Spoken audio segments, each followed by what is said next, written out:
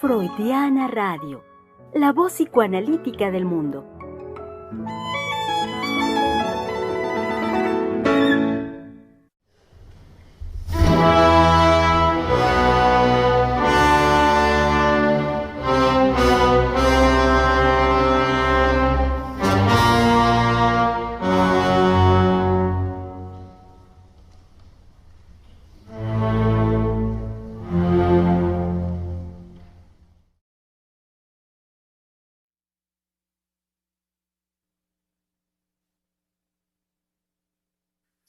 No estoy por completo seguro, pero quizás sí lo es. Giselle me hizo recordar la música con la que iniciamos hoy, querido público, una de estas secuencias iniciales de la película eh, El Resplandor de Stanley Kubrick. Entonces, a lo mejor sí es, no estoy seguro, luego checamos si es la música o no, pero sí, memorables momentos, por supuesto, que nos ha brindado el cine, la cinematografía, y uno de estos memorables, sin duda a mí me lo parece esta película, gran película de Kubrick llamada El Resplandor. Y que bueno, me sirvo simple y sencillamente del contexto de ese gran hotel en invierno que coincide con el momento en el que estamos. Si recuerdan, pues ese hotel tenía que cerrar sus puertas dada la intensa cantidad de nieve que caía en la época invernal. Y bueno, y ya todo lo demás que ocurre en la película. Véanla, por supuesto, querido público. Es pues de esas que uno dice imperdibles en la cultura cinematográfica. Pues bienvenidos, querido público, en ya casi nuestro invierno. Faltan unos cuantos días para que entremos formalmente a la estación de invierno. Será por ahí del 20-21 de este mes, o sea, faltan ya poquitos días. Pero en cuanto al ánimo, el ambiente invernal navideño, estamos ya cada vez más bien puestos en ello, entrando más en esa disposición. Y eso es lo que ha dado pie, querido público, a la conversación que hemos abierto aquí en Freudiana Radio, la voz psicoanalítica del mundo, esta semana al respecto de la Navidad. Hablemos de Navidad y hoy de forma muy particular lo concerniente a la Navidad y la experiencia de vacío. Así, la Navidad y la experiencia de vacío será la conversación del día de hoy, querido público, que como bien saben, siendo miércoles, es la oportunidad de que volvamos a pensar. También lo característico de este espacio, que ya conocen bien, es la presencia de las colegas del Centro de Investigación y Estudios Lacanianos. Una de ellas, por ejemplo, y antes de que haga cualquier movimiento sigiloso, es nuestra querida colega Giselle Mendoza, a quien le damos ya una cordial bienvenida. Híjole, ahora sí me atrapó Germán. Estaba a punto de desaparecer y bueno, me vio en la cámara con toda la intención del mundo y dijo, no, aquí, ahorita la presentamos. Y bueno, es muy interesante el tema de hoy porque la experiencia de vacío. Ahora que se está hablando justo de, bueno, uno no deja de incluirse en cuanto a lo que la Navidad le produce, que ha sido esta serie de programas justamente un recorrido particular, porque no dejando de subrayar la importancia de la Navidad, de este tiempo de reconciliación, de reflexión, de recogimiento, de estar con los queridos y con los no queridos también, pero con quienes sostenemos, digamos, lazos de amor, de odio o de amordio. Pues justo a mí me evocó una vivencia muy particular cuando bajo de niña a ver el arbolito de Navidad, esperando los regalos de los Reyes Magos y no encuentro nada. Así fue un golpe de what, ¿en serio? Entonces recuerdo que me fui a dormir y regreso y no había nada. Y yo así de no puede ser. entonces repetí lo mismo como 2 veces hasta que cayó, ¿no? Digamos la situación de no llegar a los Reyes Magos, ¿ok? Y entonces es un desencuentro muy particular porque recuerdo que me puso muy Mm. reflexiva, o sea, Ujú. muy en un recogimiento de qué pasó, qué hice, no sé qué, no sé cuánto, siendo niña. Y y entonces después mis papás me dijeron, ¿qué pasó? ¿Por qué están tristes? A mi hermano y a mí nos dijeron. Y no, pues es que no llegaron los reyes y tal. ¿En serio no llegaron? Pero yo vi unas cosas en el patio. Yo creo que deberían de ir a ver porque yo vi cosas por allá. Y ya bajamos y vimos. Pero como que esa situación, ese tránsito, yo no lo resolví con que Claro. hubieran llegado los regalos. Ujú. Sobre todo, lo que se había echado a andar en mí al respecto de ese desencuentro, ¿no? De, ¡plac! No hay nada. Es justo tocar el vacío, no hay nada, ¿no? No hay lo que se esperaba. Y que justamente en el encuentro amoroso con nuestros seres queridos, o en el encuentro con el otro, justo uno se vuelve sumamente sensible cuando no se encuentra al otro. A mí me pasa, ¿no? Yo estoy esperando, llego a casa y llego en la emoción y en la felicidad de pegando de gritos, ya llegué y y le digo a la doctora, ya llegué y le digo a Camila, ya llegué y es reencontrarnos. Y cuando eso en algún momento no aconteció, porque aconteció que le habían dejado la puerta a Camila de la azotea abierta y no la encontré en ese encuentro que es permanente. Vaya, que siempre vuelve a acontecer como si no nos hubiéramos visto hace años. Así se da, ¿no? Nos vemos y es el gusto, la felicidad y cómo le fue y cómo estuvieron y qué pasó y tal y tal. Y aquella vez no encontraba yo a Camila y se me hizo rarísimo. Entonces la empecé a buscar de verdad como loca, como desesperada de ¿dónde está Camila? ¿Dónde está? ¿Dónde está? ¿Dónde está? Hasta que dimos con que se había escapado a la azotea. Y bueno, eh, vaya, son dos vivencias particulares de eso que falta, ¿no? En cómo uno resiente el vacío cuando está en esa situación dinámica del amor. Ujú. Ujú. Y bueno, Y bueno, y toparse con esos momentos como nos lo dice, de esas sorpresas, pues justamente de encontrarse con el vacío, de no estar, ante la expectativa que uno lleva de encontrarse algo, puede ser el regalo en el Día de Reyes, o a los queridos, a los amados, como a Camila misma, y ajá, no encontrar.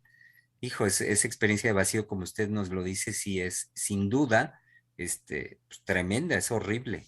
sí, sí, totalmente. Eh, Muy bien, tradicional ya de miércoles, querido público, y ya que la veo con ganas, por supuesto, de entrar a la conversación, está aquí nuestra querida colega, la psicoanalista Valeria Reyes.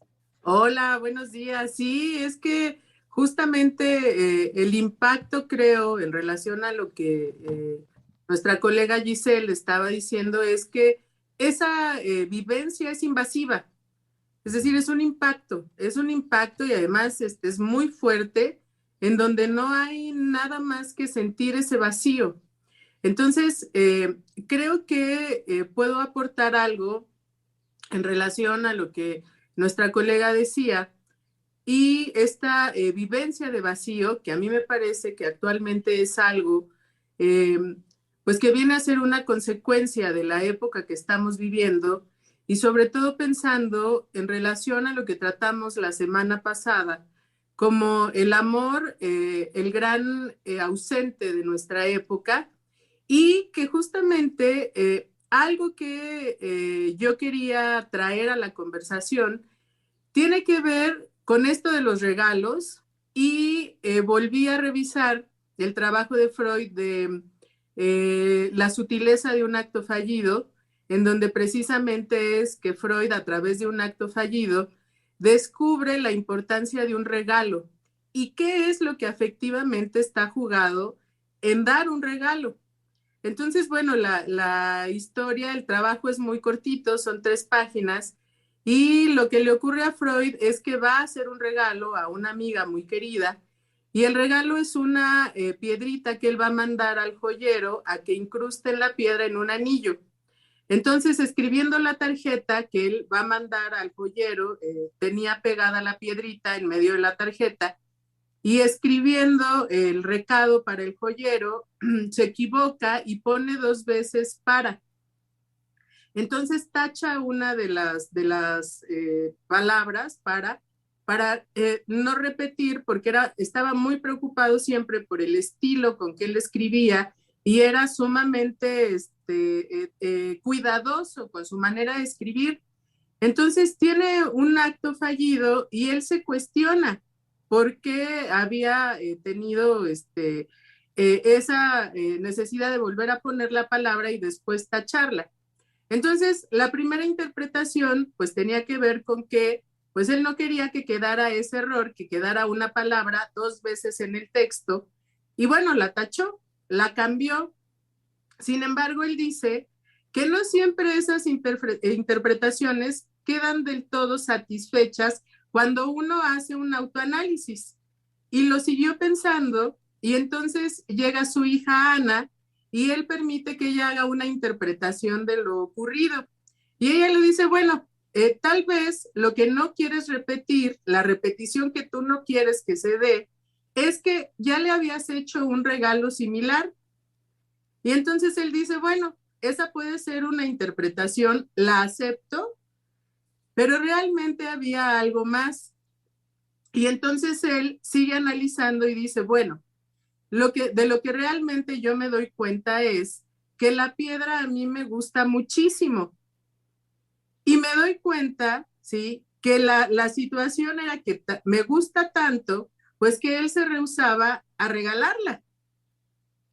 Entonces, ahí es precisamente en donde él toca ese punto que lo importante, lo relevante, lo trascendente de dar un regalo es dar aquello que uno no quiere dar, y que precisamente en relación a lo que decía Giselle, el acto amoroso está puesto en que uno se desprenda de eso que no quiere dar para dárselo a otro, y que eso es enorme.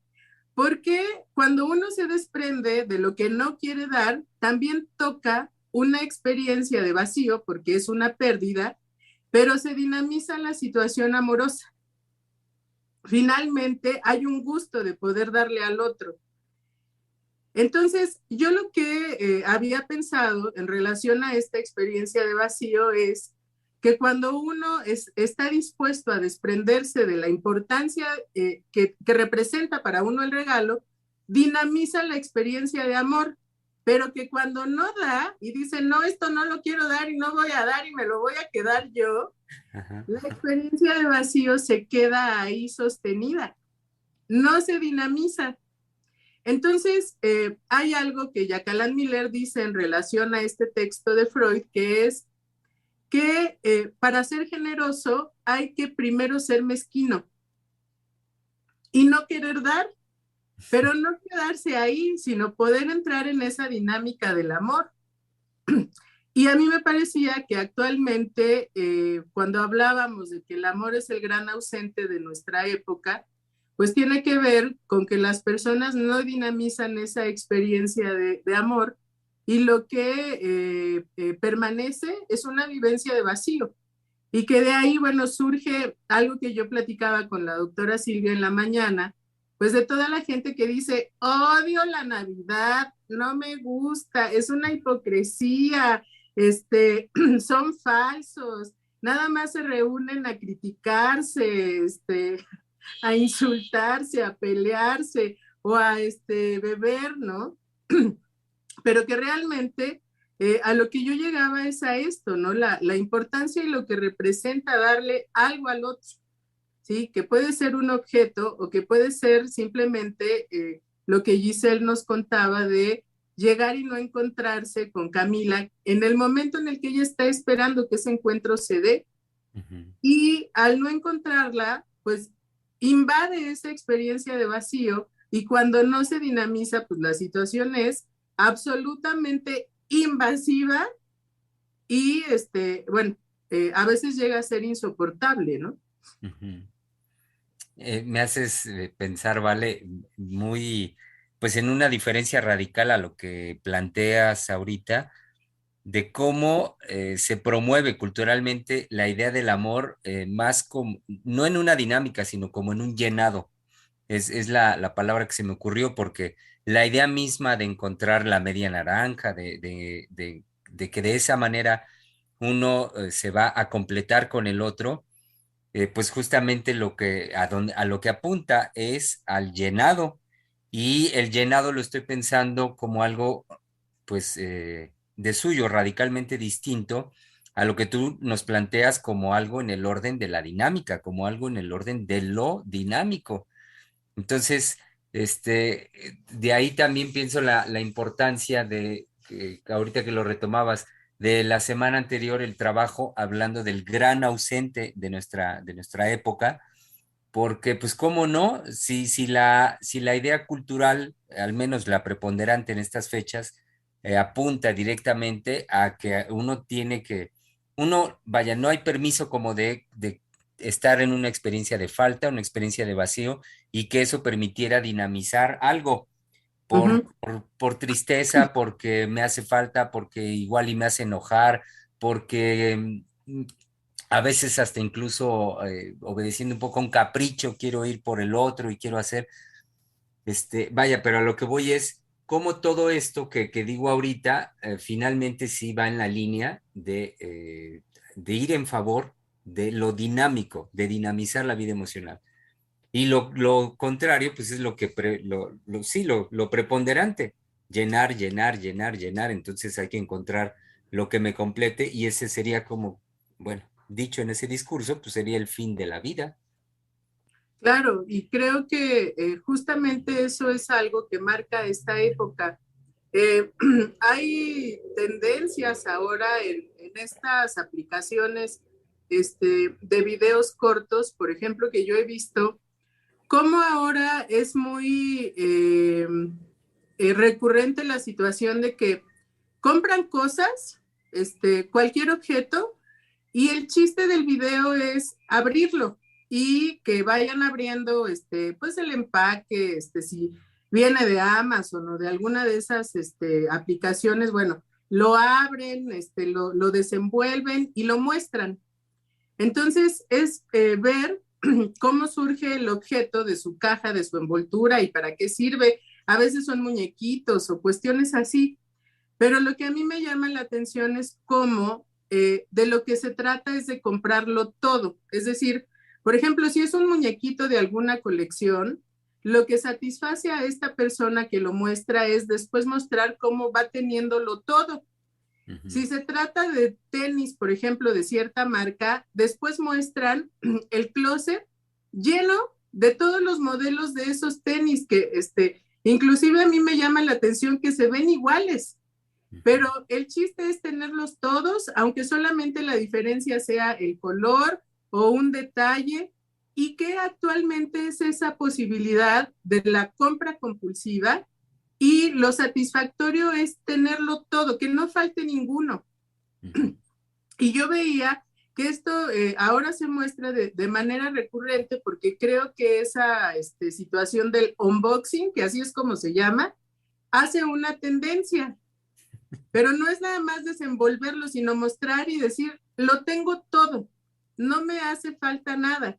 Y que precisamente me llamaba la atención porque yo decía, bueno, eso es una experiencia de vacío. ¿Sí? Ya tienes el último modelo, ¿ahora qué?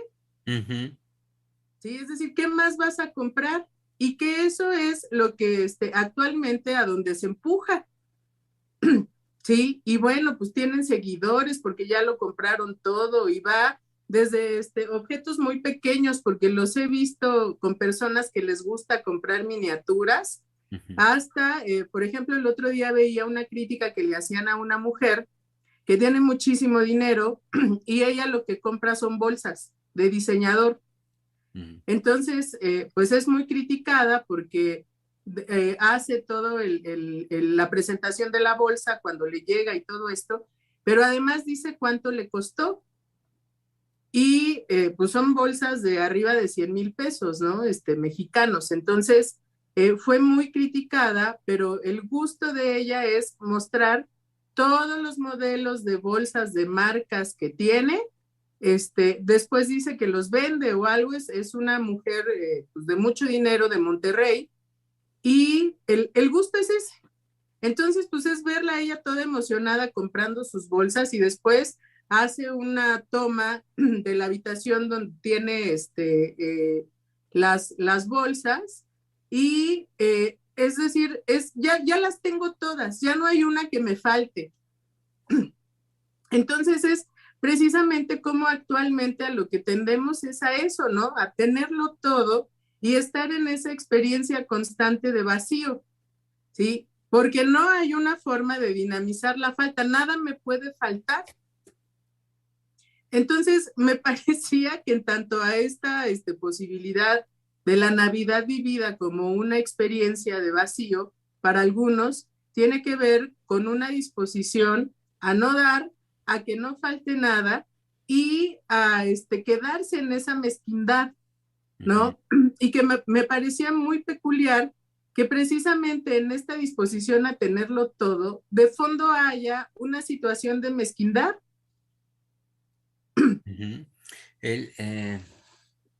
Ahorita que lo mencionas, bueno, por un lado yo no, dices el gusto de la mujer, y pensé también de inmediato, y el mal Sí. gusto de hacer esto, de hacer este derroche y despliegue a través de las plataformas, bueno, a través de las redes sociales. Y digo mal gusto tratándose este tiempo, al menos los 3 años que llevamos de nuestro gobierno, de la 4T, en cuanto a la austeridad que siempre ha sostenido nuestro presidente, la austeridad republicana, como lo nombra. Entonces, por eso cuando dices el gusto y mal gusto que una persona en estos tiempos, en esta época, se permita semejante derroche, bueno, ok, que el derroche pues es libre, ¿no? De hacerlo, pero esa manifestación pública sí me parece de muy mal gusto.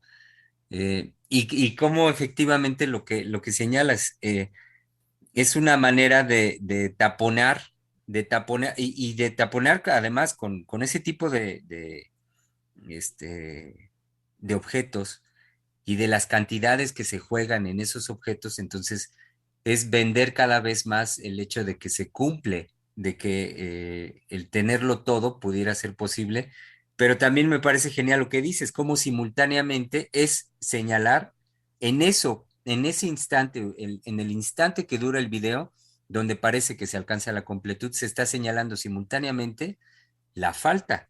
Es decir, Uh-huh. se está señalando el vacío, en tanto que aun cuando se derroche de esa manera y se quiera llenar el ojo así, lo que está quedando muy claro es, tú lo dijiste hace un momentito, ¿y ahora qué? O sea, es Sí. decir, el vacío que genera inmediatamente el objeto nuevo que se acaba de adquirir. Sí, sí, y sobre todo que creo que la experiencia es que es ella sola con su teléfono hablándole a quién sabe quién, bueno, todos los que hacen eso, ¿no? Ujú, En donde no hay un contacto con un otro, sino que es el vacío, ujú. ¿sí? Estar haciendo toda esa actuación en un vacío. Y me parecía muy importante porque ya desde el lunes las colegas y la doctora Silvia decían que la Navidad es la fiesta, es el festejo del amor. Entonces, yo lo que hice fue ir a investigar por qué era así, porque eso me llamó mucho la atención, ¿no? Tal cual decirlo de esa manera. Entonces, encontré un libro muy bonito, ilustrado muy bellamente, en donde hablaba de la primer Navidad en México. Ah, Entonces, la primera Navidad en México fue el 24 de diciembre de 1527. que justamente es después pues, de que cae la gran Tenochtitlán, y hay pues, una destrucción masiva, pero que había una preocupación, sobre todo por parte de los religiosos, que eran los que vienen con la labor de hacer una evangelización, de poder entender la cultura de los habitantes de la Nueva España, porque pues llegaban y se sorprendían de ver pues cómo vivían y sobre todo cómo adoraban a sus dioses, que principalmente las ceremonias rituales para adorar a los dioses eran a través de cantos y de danzas. Entonces uno de los frailes que estaba encargado de la evangelización se dio a la tarea de poder aprender a hablar náhuatl. Y eso era para poder enseñarles pues toda la historia religiosa que toman en cuenta para la evangelización, por supuesto la Biblia, en náhuatl, pero no era solamente ese su objetivo, sino que como él se dio cuenta que la adoración a los dioses era a través de cantos y de danzas, hizo toda la historia y pues los textos que tenía que enseñarles, los convirtió en canciones y en danzas. Wow. Y algo genial, bueno, que escribe, porque el libro trae documentos de la Nueva España, es que se dio cuenta que había un gusto en los indígenas por hacer teatro. Entonces, la teatralización fue hacer las pastorelas. Entonces fue una gran fiesta en donde este libro dice que fueron miles de personas porque mandaron traer gente de Xochimilco, de Tláhuac y de todos los lugares alrededor para el festejo de la Navidad. Entonces la idea era pues que danzaran y que cantaran pues toda pues la historia del nacimiento del niño Jesús, ¿no? Pero iban a hacer toda una procesión en donde al fraile se le ocurrió darle mantas a los indígenas para que las pudieran decorar con pintura, y ellos iban a hacer, todos los de las mantas iban a hacer la procesión de ángeles que iban al nacimiento del niño Jesús. Entonces lo describe como que fue una fiesta extraordinaria porque los decorados, pues con las pinturas y los pigmentos que usaban y cómo los hacían y los decorados que hicieron, fue una cosa impresionante. Entonces dice que eran miles de indígenas que llegaron y que además él estuvo trabajando pues mucho tiempo antes de que fuera el festejo de la Navidad, para enseñarles los cantos y las danzas, para que pudiera darse ese 24 de diciembre el festejo. Entonces, que fue algo monumental. Y que toda la historia religiosa que les enseñaron, pues fue muy bien aceptada porque coincidía con la historia que tenían los indígenas en relación a la Coatlicue, que fue, pues, como la Virgen María, fue fecundada por una pluma de Quetzalcóatl. Entonces, pues era lo mismo. Ellos hablaban de un Dios niño y pues la enseñanza católica pues era igual. Entonces no tuvieron ningún problema en aceptarlo. Uh-huh. Hay algo que fraile reporta, que es que estaban muy apurados en poder llevar a cabo la evangelización y en entenderlos y descubrir cómo era que vivían los indígenas, porque los habían mandado a investigar si los indígenas tenían alma o no tenían alma y si podían ser bautizados o no, pues para poderlos incluir en el orden del mundo, ¿no? Que era pues toda la Iglesia Católica, y cómo estaba organizada políticamente la época. Entonces, cuando llegaron a convivir con todas las costumbres en cuanto a la adoración de los dioses, la comida, los rituales, este fraile lo que dice es que se dio cuenta que eran personas muy valiosas y que en él no cabía la menor duda de que sí tenían alma, por supuesto, y no solamente eso. Él, cuando se puso a estudiar para aprender el náhuatl, dice que fue tanta su pues la intensidad afectiva con la que lo aprendió, por el gusto y por lo que yo creo que le transmitió el aprendizaje del náhuatl, que se le olvidó su lengua natal, que era flamenco, porque venía de España, por supuesto. Bueno, fue tal que no me acordaba del flamenco. Aprendió náhuatl y de ahí en adelante pues se dedicó a hablarlo para poder evangelizar, pero habla de una experiencia de entrar en contacto con la cultura indígena que había aquí, pues que lo sobrepasó, ¿no? Entonces, que esa celebración de la primera Navidad en México, pues fue un festejo extraordinario, por supuesto, con danzas y cantos, y pues la pastorela, la teatralización, la comida, por supuesto, y que de ahí en adelante el festejo se repitió. Y bueno, actualmente está modificado de muchas maneras. Todavía en los distintos estados de la República Mexicana se mezcla con la cultura indígena, y hay cosas que permanecen, ¿no? Las modificaciones que hay en relación al árbol de Navidad, ¿no? Hay un festejo que se hace en Veracruz, que es con una rama, que le platicaba a la doctora, que adornan la rama con esferas y luces y listones de colores, y salen a la calle a danzar con la rama en Navidad, y la gente baila y canta y todo esto. Entonces, se me hacía muy curioso cómo toda la evangelización, sí, en parte la conquista fue por las danzas y por el canto, ¿no? Y que eso, bueno, creo que forma parte de la cultura de los mexicanos, que a la menor provocación cantamos y bailamos.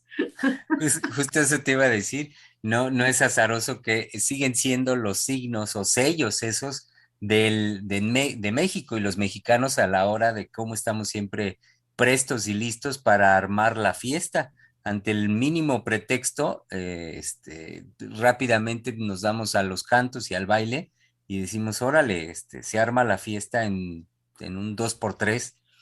Y me hacías pensar también, Vale, cómo se refleja en nuestra provincia, en muchos de los pueblos.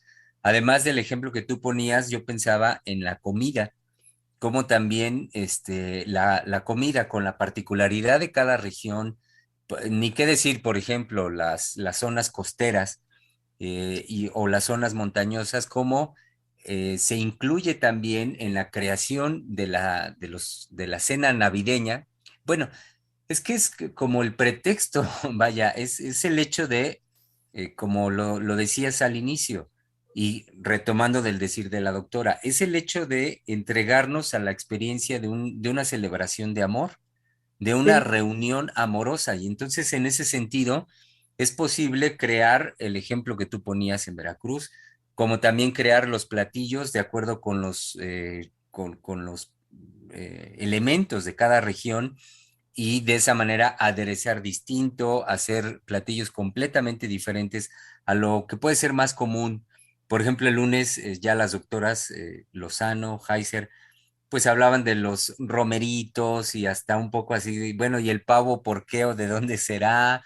Ay, eso yo sé. Bueno, El, lo que dice ajá, el libro es que tanto el pavo como el bacalao ajá, los trajeron, por supuesto, de España, pero que, por ejemplo, en el caso del pavo, los adobos los utilizaban aquí para poder mantener fresca la comida y que no se echara a perder, pero que ya después el adobo se hizo una salsa y se hace el pavo adobado, pero ah, que no era una intención como ahora de que se prepara el adobo y todo eso, sino que se hacía la pasta con las especias y con el chile, y con eso se recubría el pavo para mantenerlo, para que no se echara a perder. ajá, Entonces ya la modificación fue pues que se convirtió el adobo en una salsa y se hacía el pavo adobado, ¿no? ajá, Y que en el caso de los romeros, por ejemplo, pues el romero es un quelite, y que eso sí formaba parte pues de la comida que se usaba, tanto los quintoniles, sí, las verdolagas y todo eso pues formaba parte de la alimentación. ujú, Entonces los romeros se incluyeron, y bueno, ya después es el mole y todo eso, pero que lo que vino de fuera fue el bacalao y el pavo. Ujú. Todo lo demás, pues fue ya la mezcla que se hizo con la alimentación que había aquí, con eso de los quelites y las especias y el chile, que era en el adobo, ¿no? Este, en el libro que encontré, bueno, es padrísimo porque trae todo un capítulo de la comida. Y Ujú. el capítulo es muy lindo porque se llama Echen confites y canelones. Y es toda la preparación, bueno, de la comida que se usa en Navidad, además de el bacalao, los romeros, el pavo, los pambazos, el pozole, Ajá, el atole de guayaba, el ponche, por supuesto, ajá, los turrones de almendras, que eso sí, por supuesto, vienen de España. exacto. Y no, bueno, y trae unas fotografías porque hicieron unas fotografías muy padres de todos los guisos que uno los ve y saliva, ¿no? Entonces creo que eso también entra en toda la situación de convivencia familiar que tiene que ver con esa experiencia de amor que se da en Navidad, que a través de la comida y pues de todos estos manjares que son deliciosos, forma parte de ese festejo y de la unión familiar, ¿no? Que es principalmente lo que la Navidad simboliza, esa Ujú. unión y ese amor. Eh, Cuando yo leía esto, algo que a mí me pareció parte de una manifestación amorosa es que este fraile que relata la historia se llama Fray Pedro, no encuentro el apellido, lo voy a buscar, pero lo nombran así como Fray Pedro, decía que la preocupación que él tenía era poder entender de qué manera vivían los indígenas, porque no quería que toda esta gente que vino de España, que realmente no era gente culta, sino sabemos que muchos eran pues, delincuentes exiliados que los mandaron a vivir para acá y todo eso, no tratara a las personas como salvajes, no los mataran y no hicieran de ellos una esclavitud. Entonces, la intención era poderlos evangelizar para poderlos bautizar y que fueran tomados como personas. Y que precisamente gracias a la evangelización que hizo la Iglesia Católica, no terminó eso en un exterminio peor de lo que ya se había vivido, porque sí hubo mucha, pues fue una matanza, ¿no? Finalmente, pero Ujú. que la idea de este fraile era poderlos rescatar, ¿no? Y poderlos evangelizar para que no, pues acabaran con ellos y no se acabara con la cultura. Entonces, pues se hizo una mezcla y bueno, ya después de eso es toda la situación de la creencia en la iglesia judio-cristiana que permanece en nuestro país, pero que me parece que es también una manifestación amorosa, ¿no? Que yo lo pensaba tal cual, pues como una posibilidad que yo no había hecho consciente de poder tener por parte de este religioso una preocupación porque no mataran a los indígenas, ¿no? Que no los hicieran pedazos pensando que no tenían alma y todas las ideas que tenían porque no entendían la cultura. Ujú. Sí, y en una radical diferencia con lo que ocurre, pues un poquitito más al norte.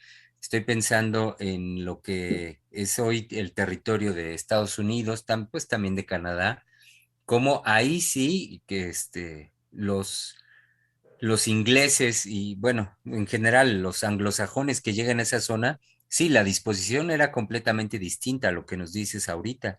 Ahí sí venían, vaya, con toda la disposición más bien a aniquilar, a tomar por como fuera, Sí. tomar el territorio, disponer de él, pues de acuerdo con lo que se les pegara la gana, y sabemos muy bien cómo lo que ellos finalmente sí hicieron fue sumamente destructivo. Bueno, si aquí lo fue, a lo que voy es mucho más allá en el sentido de aniquilar a los grupos indígenas que también había en Norteamérica. Entonces, lo que tú nos dices ahorita, pues a mí me parece de enorme valía y sí de una disposición digna de reconocimiento en el caso de este fraile, de que al menos, bueno, lo que, algo que ayer comentábamos también, lo que aporta en ese sentido el discurso religioso, la religión en sí misma, en cuanto estructurante en la vida psíquica, en la vida emocional de los seres humanos. Sí, que más allá de que hagamos una afiliación hacia determinado culto religioso, que no se trata de eso, es señalar lo que el discurso por sí mismo, y en este caso el discurso religioso, tiene en cuanto a poder ordenar y estructurar la vida emocional de los seres humanos. En ese sentido me parece importantísimo. Y un ejemplo es lo que nos estás transmitiendo del cómo procede, del pensar y cómo procede este fraile.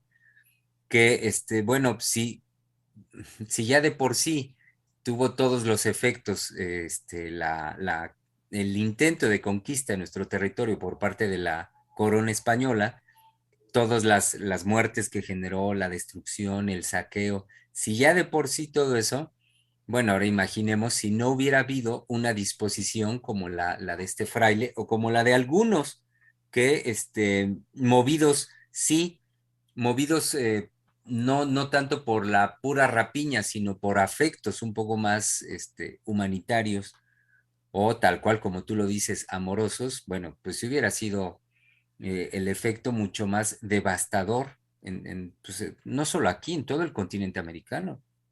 sí, sí, sí, precisamente en ese sentido yo lo ubicaba pues, como un acto amoroso, ¿no? Y bueno, pues fue un amor de este hombre enorme, eh, pues manifestado en que dejó, de alguna forma renunció a su lengua madre por aprender el náhuatl, ¿no? Y se quedó ahí, y eso pues a mí me pareció impresionante, pues el cambio y el efecto que hubo en él de entrar a la cultura indígena. En, en, Entonces, sí, en aquellos que se hacen, vaya, del terreno al que llegan por convicción, o sea, se hacen hijos o se hacen parte de la comunidad, no simplemente por haber nacido, sino la fuerza que tiene el hecho de llevarlo a cabo por decisión y por convicción. Porque lo pienso también, no solo de gente como lo que nos dices de pues, hace cientos de años, sino casos mucho más recientes que podemos conocer, exiliados de Sudamérica o de Europa misma que han llegado a nuestro país, gente que toma la decisión de la nacionalidad, de abrazar a nuestro país por convicción y en ese sentido, pues cuántas historias no conocemos justamente amorosas a partir de una decisión de tal tamaño, de tal trascendencia. claro. Y algo también en relación a este festejo de amor tiene que ver con cómo se modificó radicalmente a partir de la idea de la religión judio-cristiana, de la posibilidad de que exista un niño que es un Dios y que eso definitivamente vino a modificar la idea de la infancia y de la idea de que exista un niño que se puede convertir, ¿sí? O que nace, más bien dicho, como hijo de Dios. Entonces, algo que estuve investigando es precisamente cómo, ¿sí? Eso viene a traer una modificación de cómo eran percibidos los niños, la infancia antes de eso, y cómo la posibilidad de que exista un niño Dios modificó la percepción de los niños pues desde que el catolicismo, desde que la religión judio-cristiana existió con esa historia del niño Dios. Entonces, que es un cambio trascendente, ¿no? En toda la gente que se fue adhiriendo a la religión católica, tienen una percepción distinta de que es un niño.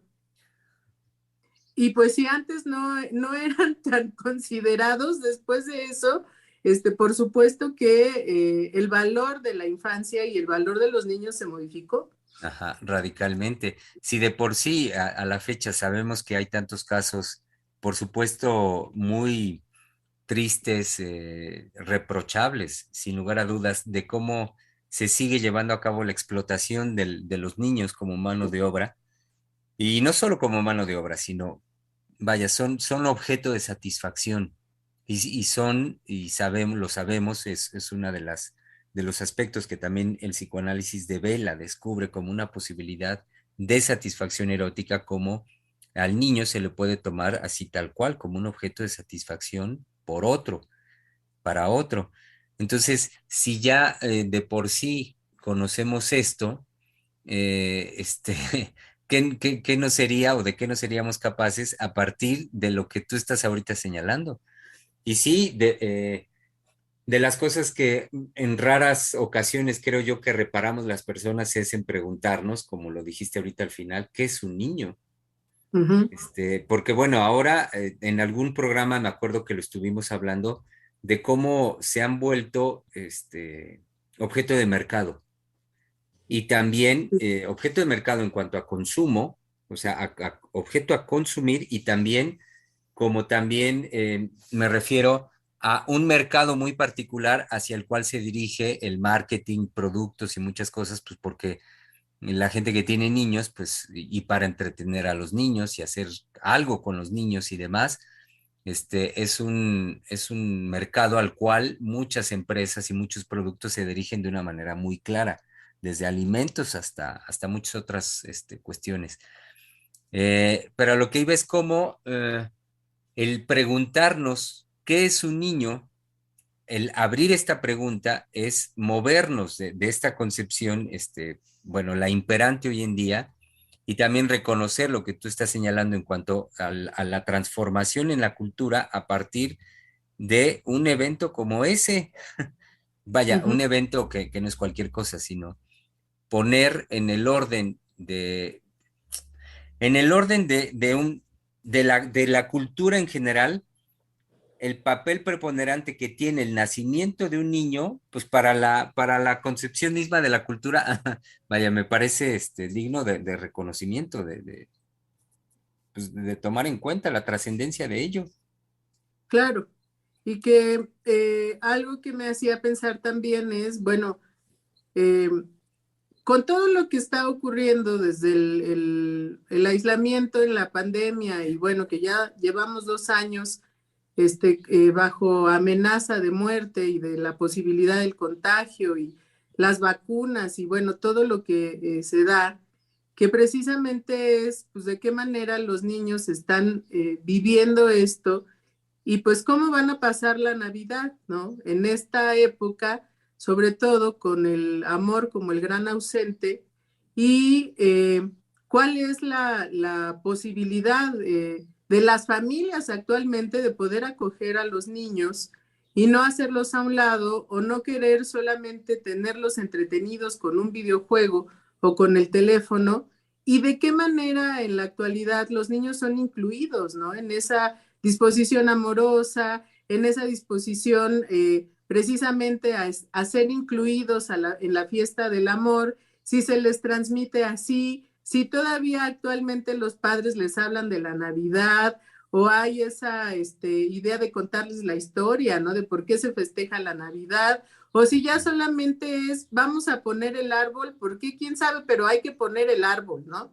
Y que solamente tiene que ver con que, bueno, pues sí hay un gusto enorme, creo que los niños de recibir los regalos, y es algo que yo pues viví de esa manera y lo recuerdo muy bien porque, bueno, las navidades, sobre todo cuando, pues yo era muy chiquita, eran en casa de la familia de mi papá y tiene muchos hermanos, entonces yo de las imágenes que recuerdo es ver un árbol repleto de regalos que abarcaban gran parte del salón en donde estaba puesto el árbol de Navidad. Entonces era impresionante ver eso y sobre todo era una curiosidad de ir y ver y decir cuál será el mío, ¿no?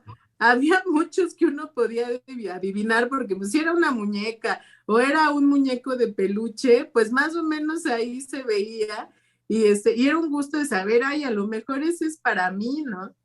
Pero era impresionante ver ese árbol con tantos regalos y bueno, pues era correspondiente pues, a la cantidad de gente que había, ¿no? Eran 8 hermanos, incluido mi papá, y en ese momento pues teníamos la ventaja de que los únicos niños que habían en esa familia éramos mi hermano y yo. Entonces, pues eran experiencias de esperar que fuera la Navidad para recibir los regalos y esa curiosidad de no saber, ahorita recordé que pues éramos muy chiquitos, pero estábamos en la curiosidad de saber cuáles eran nuestros regalos. Y el árbol daba, pues hasta el techo, entonces estaba la escalera para subir al siguiente piso y había un espacio que se hacía entre la escalera y donde daba el barandal.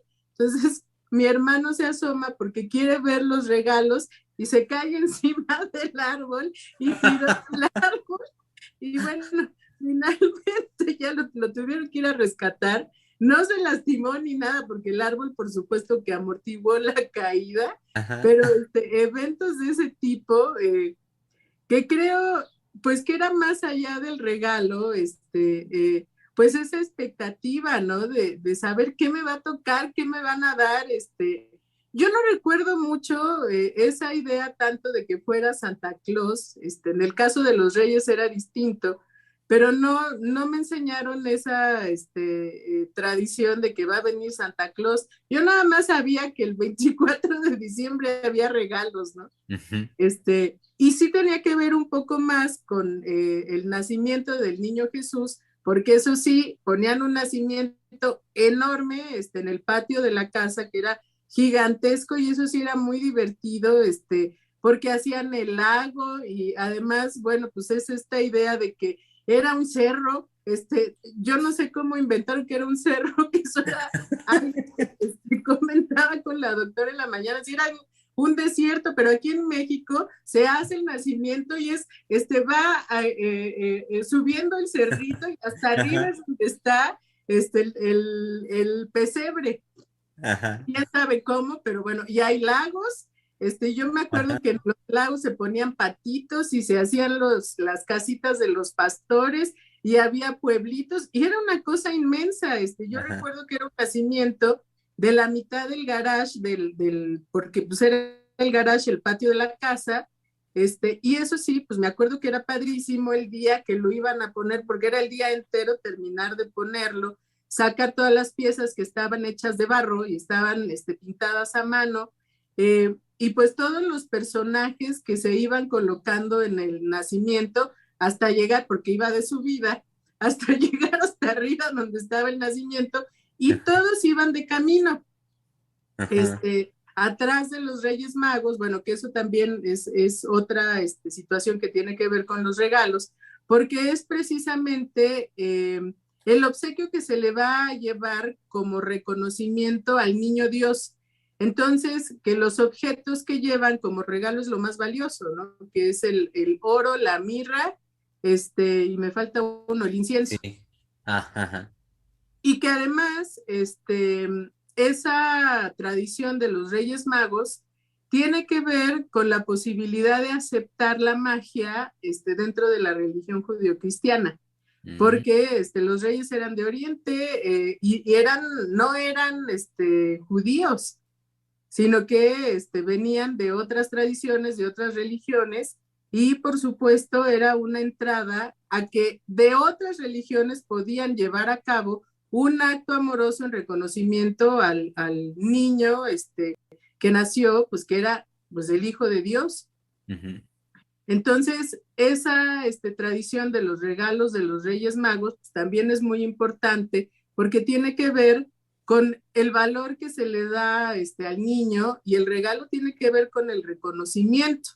Ujú. Entonces, ahí hay bueno, está incluida la posibilidad amorosa, pero no tiene que ver con comprarle un montón de juguetes a los niños, sino a mí me parecía que lo valioso es que aquello que se les puede dar, en eso, en el objeto se les pueda transmitir ese amor hacia ellos. Eh, Entonces, eh, sí, Perdón, vale, el amor y ahorita por lo que decías, y la magia. Es decir, sí, que el objeto y el contexto todo que envuelve esta experiencia da la posibilidad, y qué mejor dirigido hacia los niños por lo importante que es esto en la vida infantil, la posibilidad de la creencia y de la magia. Y que me parece que estos dos aspectos sin duda son fundamentales pues, en la vida psíquica, en la vida emocional. Entonces, y que eso no radica en la concretud del objeto, sino en todo lo que está construido alrededor de, y que da, Sí, por supuesto, para poder alimentar tanto la creencia como la magia. También pensaba con lo que nos dices ahorita, algo que ayer nos decía nuestro colega Misael en cuanto a señalar cómo lo que a partir del lunes nos comentaba la doctora Lozano de la situación de la escuela de su hija, sí, donde por la cuestión de lo políticamente correcto hay un llamado a que, bueno, ya no decir la feliz Navidad ni cosa por el estilo para respetar a todos los otros cultos que convergen, en este caso, en una escuela. Me pareció muy importante lo que ayer nos decía nuestro colega Misael en el sentido de cómo, en el fondo, el discurso de las religiones apuntan a la experiencia de amor y en ese sentido a que no hay en el discurso mismo y no hay en los preceptos mismos de la religión, no hay un desprecio o un rechazo a lo que proponen otros discursos religiosos, otras creencias, sino todo lo contrario, lo que él decía, hay más bien el reconocimiento y en particular lo que tú también ya dijiste hoy, el reconocimiento a el nacimiento de Jesucristo sí, y el nacimiento como señalar el nacimiento del niño, de un niño. Y vaya, es que sí, hay que decirlo fuerte, me parece lo que has venido señalando hoy en el sentido de cómo el nacimiento de un niño es, a lo largo de tantos años en nuestra cultura, en el mundo, es una representación por excelencia de la experiencia de amor, de una sí, experiencia amorosa.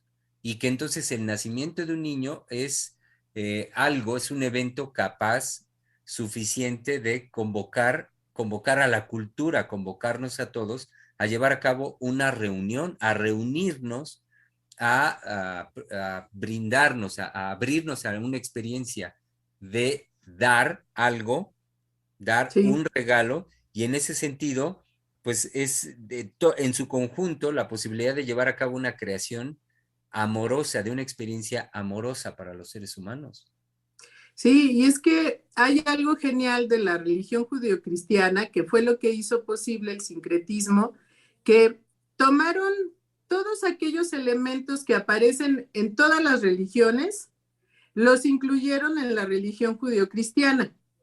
Por ejemplo, todas las religiones coinciden en que a finales de diciembre, bueno, más bien eso se veía por las estaciones del año.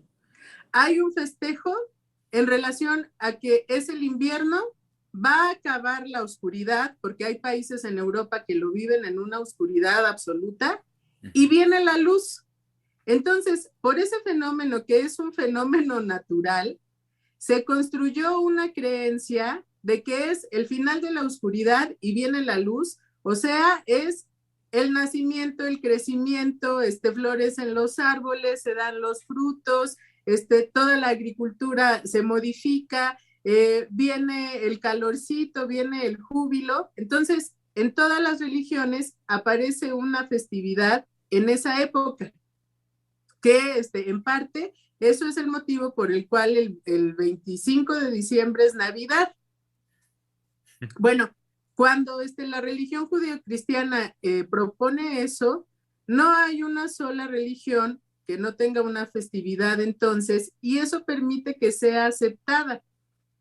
El mito de la mujer virgen en todas las religiones aparece, ¿sí? Y tiene que ser en esa característica, que es una mujer que no peca, que se mantiene incólume,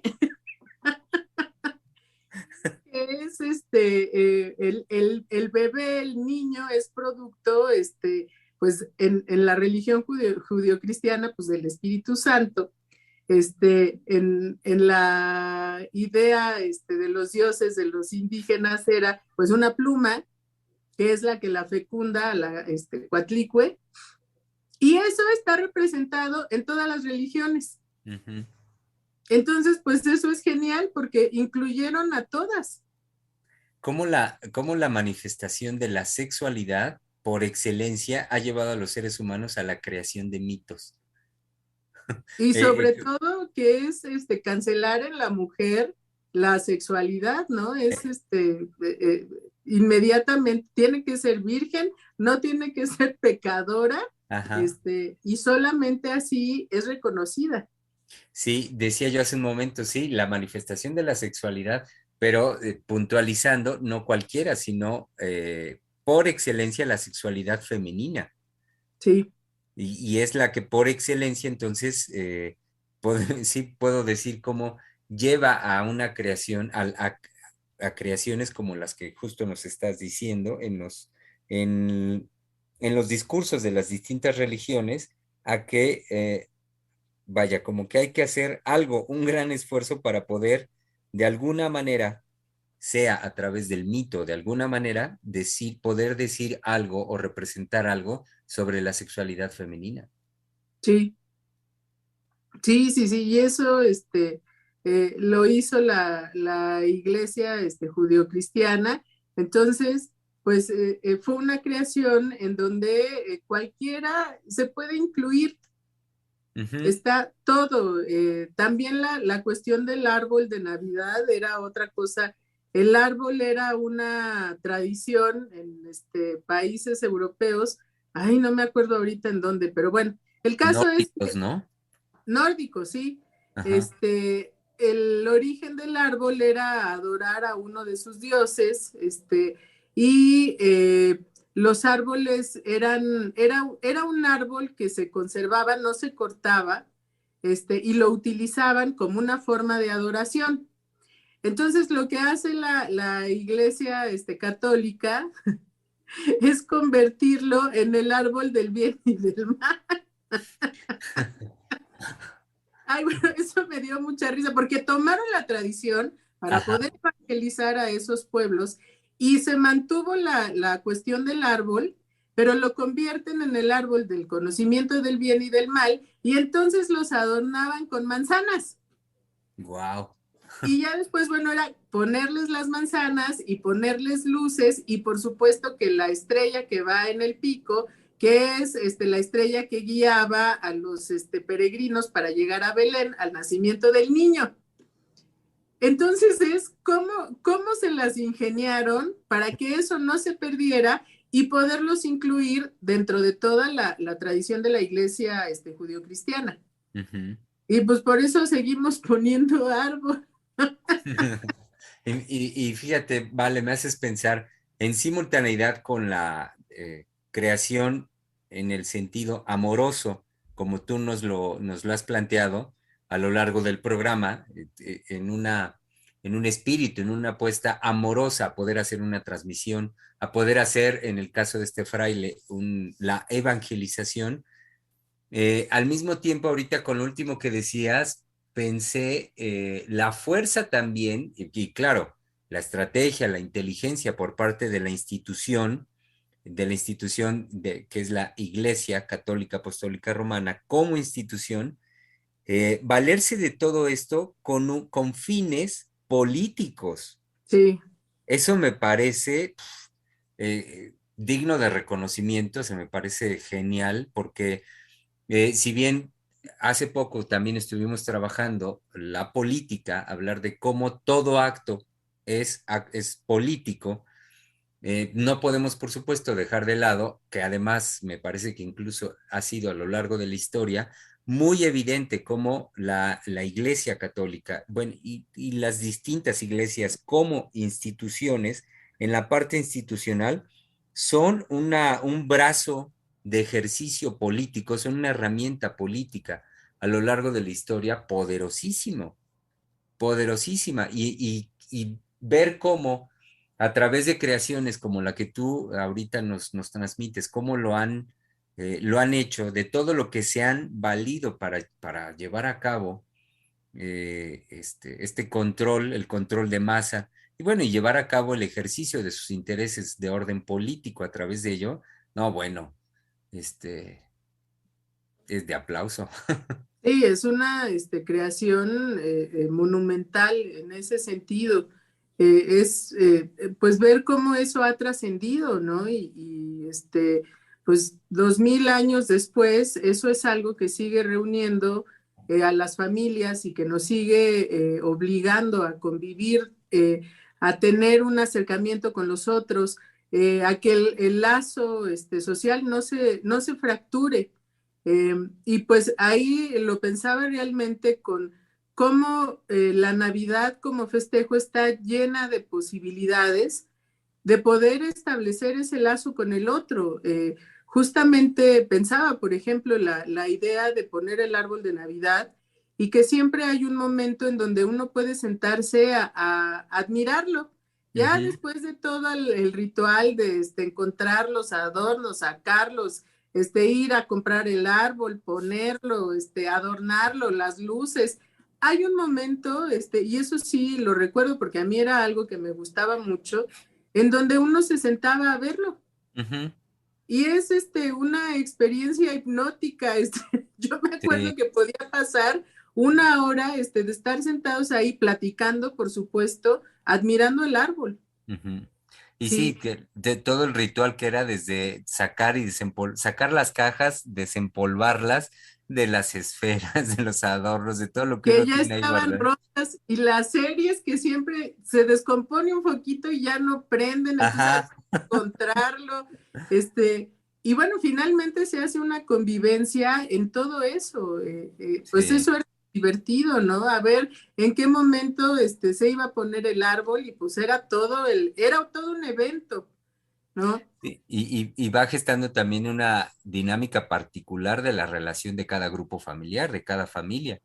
Ahorita con lo que tú decías me hace recordar que yo me gané la fama de niño. A mí lo que me pasaba, quién sabe por qué, tenía muy buena mano para romper esferas. Entonces, entonces cuando llegaba ese momento con mi familia, principalmente mi mamá y mis dos hermanos, de que vamos a poner el árbol, sobre todo uno de ellos, yo soy el menor, entonces mi hermano, el de en medio, decía, no, no, no, hazte a un lado, por favor, no cooperes o ten cuidado, haz algo, porque me pasaba que se me resbalaban, que lo que sea, y tenía buena mano para romper las esferas. Sí, pues ahí uno descubre sus habilidades. Sí. Sí, tuvo suficiente estimulación temprana o no. Exactamente. Ver si ese niño gateó o no gateó. Bueno, no, ya actualmente creo que ya dejaron de hacer esas esferas tan frágiles. Ajá. Algunas ya las hacen de acrílico, por ejemplo, de otros materiales, ya no es tan fácil que se rompan. Mm. Inclusive las que son pues de ese material, ya las hacen más resistentes, entonces ya aguantan una caída.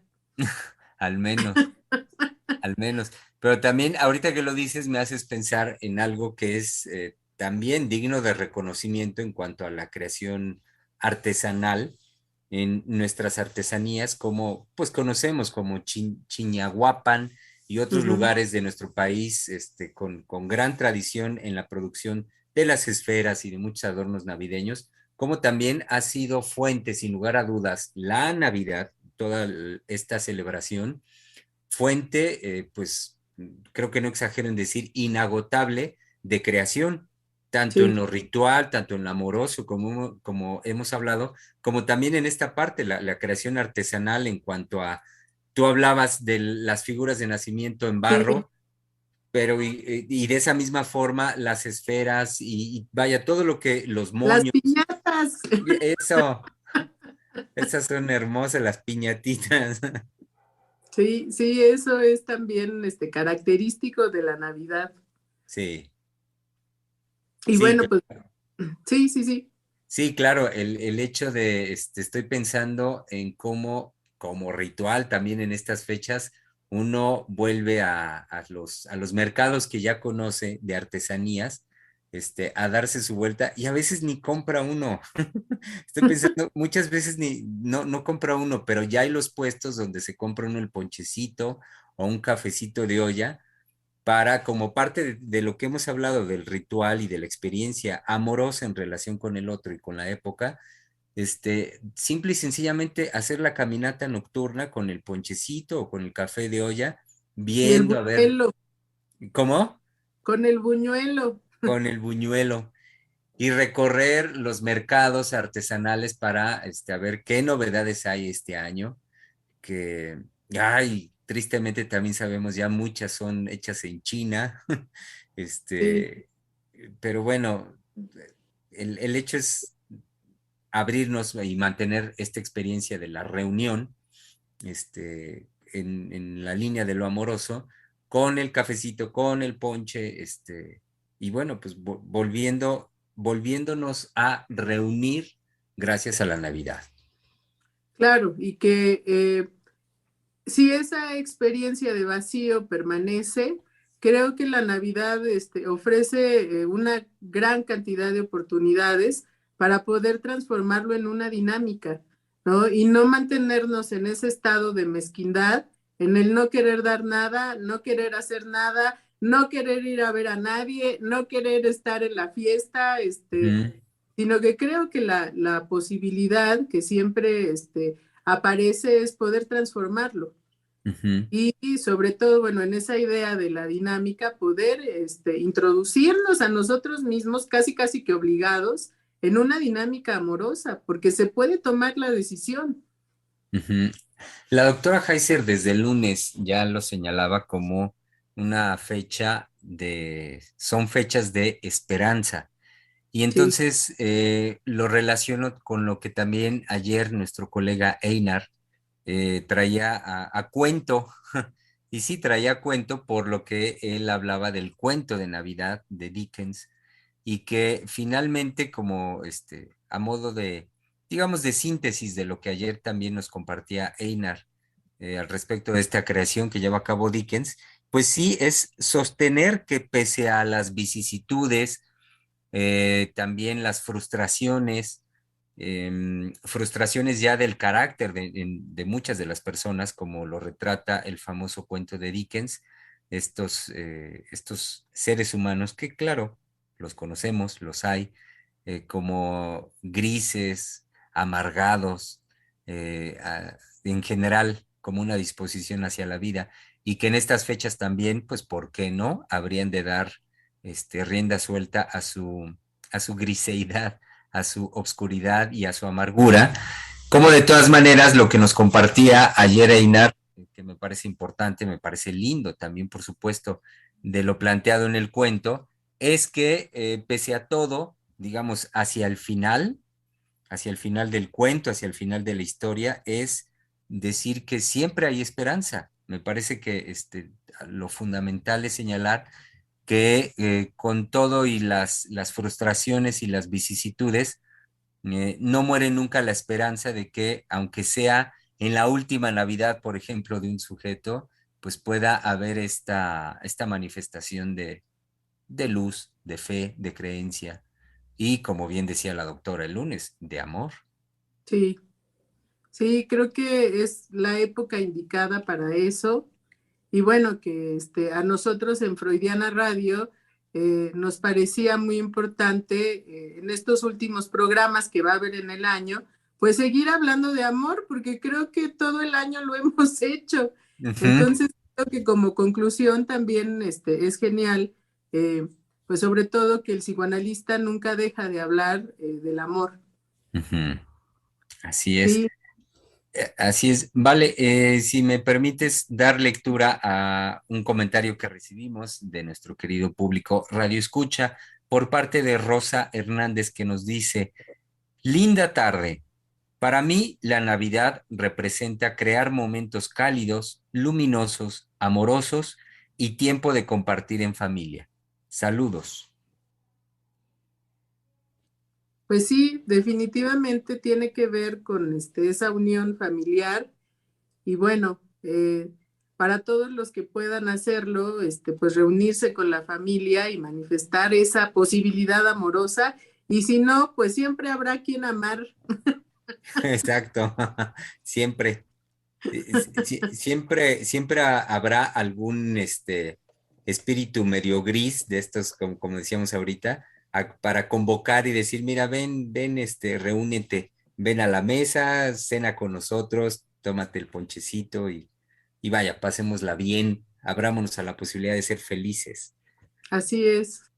Y bueno, pues feliz Navidad a todos.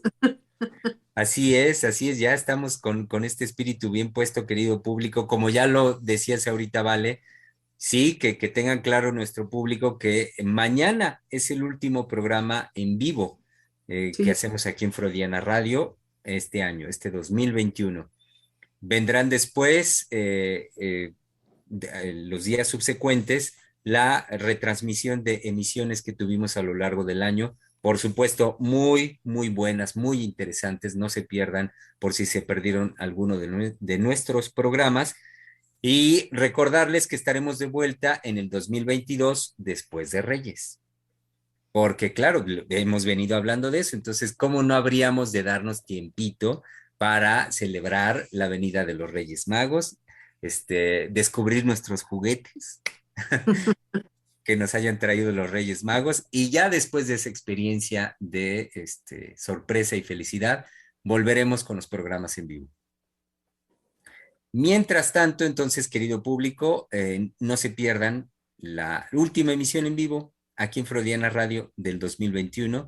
Mañana jueves estaremos acá, lo saben bien, al mediodía, en su espacio de la conversación.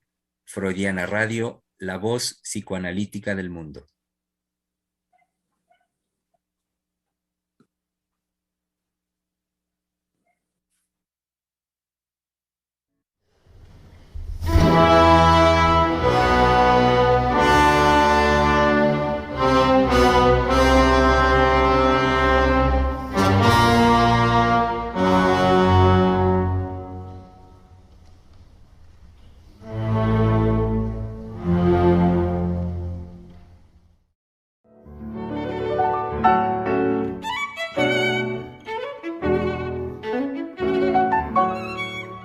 Freudiana Radio, la voz psicoanalítica del mundo.